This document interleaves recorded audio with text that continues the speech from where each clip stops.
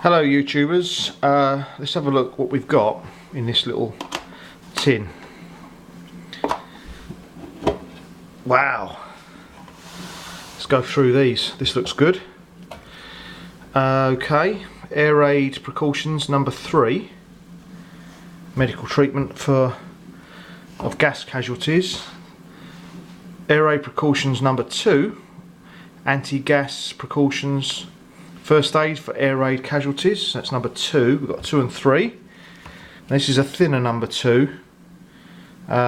First aid and nursing for gas casualties.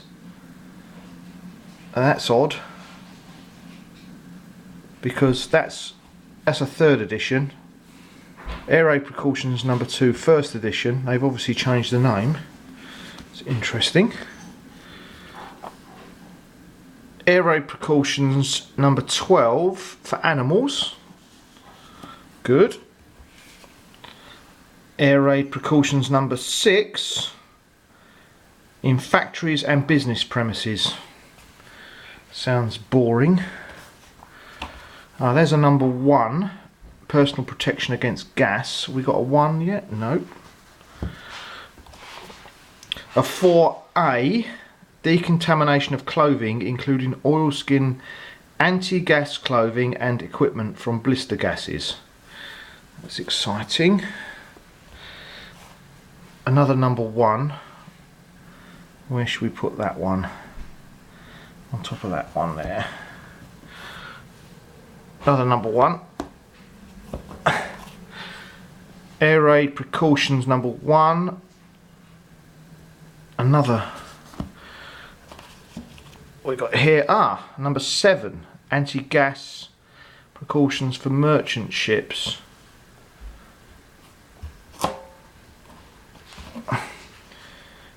Air raid precautions number 4, decontamination of materials, different one.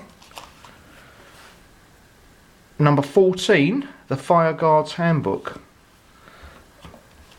There's a few in here.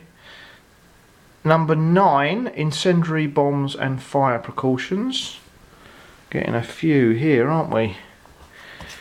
There's another number 2, 3rd edition.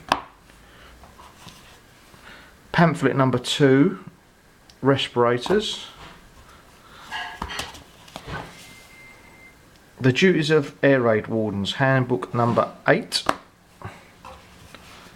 Another number 2. This looks interesting. Chart of war gases. What's all this about then? Can we open it up?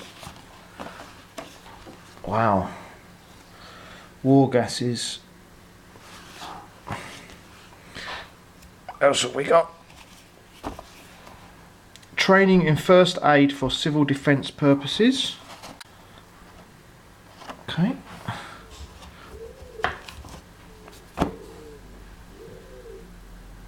Basic training in air raid precautions. This looks like a nice one as well, look. Pamphlet number 3, advising the public in the event of invasion. Your home as an air raid shelter.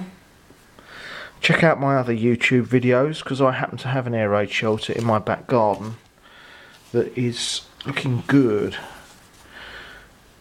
Air raid precautions chart, how to make a gas-proof room.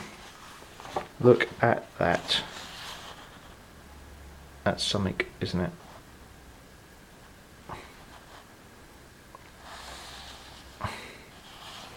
And that is the contents of